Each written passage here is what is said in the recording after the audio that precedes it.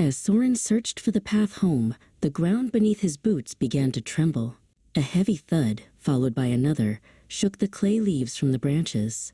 Suddenly, the trees parted, and a figure as tall as a hill blocked his way. It was Grond, the forest giant.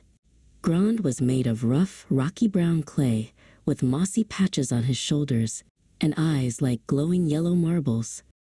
Grond let out a laugh that sounded like a rock slide. "A tiny snack has wandered into my pantry," he roared, his voice vibrating through the prince's boots. "I haven't had a royal treat in 100 years.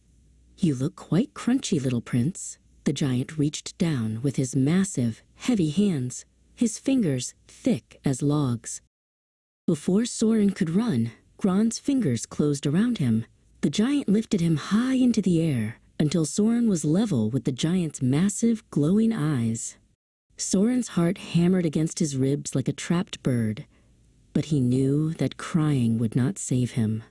He took a deep breath, steadied his crown, and looked the giant right in the eye. Grond opened his mouth wide, revealing rows of jagged, stone-like teeth. "First, I'll crunch your crown," the giant grumbled, "and then I'll munch the rest." He moved Soren closer to his gaping maw.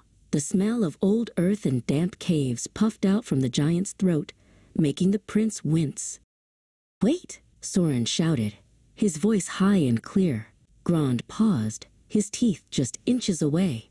"You can eat me if you like, Grond, but I must warn you, I am not a normal boy.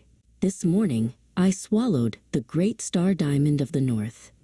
It is the hardest, sharpest treasure in the world, and it is currently sitting right in my belly." Grond squinted, his yellow eyes blinking in confusion. "A diamond? What do I care for jewelry? I want a meal." Soren shook his head solemnly. "You don't understand. The diamond is magical. The moment your teeth touch me, the diamond will shatter them into dust. And once I'm inside your stomach, its sharp edges will tear you apart from the inside out." The giant stopped. He poked his tongue against his own teeth, feeling their jagged edges. He had spent centuries growing those teeth on a diet of mountain granite. The thought of them shattering like cheap pottery made him shiver. He looked at the small boy, then at his own belly, imagining a sharp, glowing diamond poking through his clay skin. I don't like sharp food," Grond whimpered, his voice losing its thunder. "And I certainly don't want to be torn apart."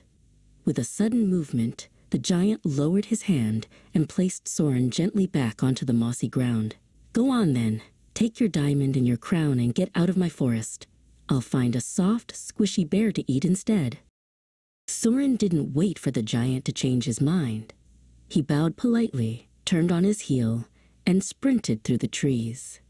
He didn't stop until the gray clay turned back to bright green and the sun warmed his face again. He had no sword and no magic, but he had his mind, and that was the most powerful tool of all.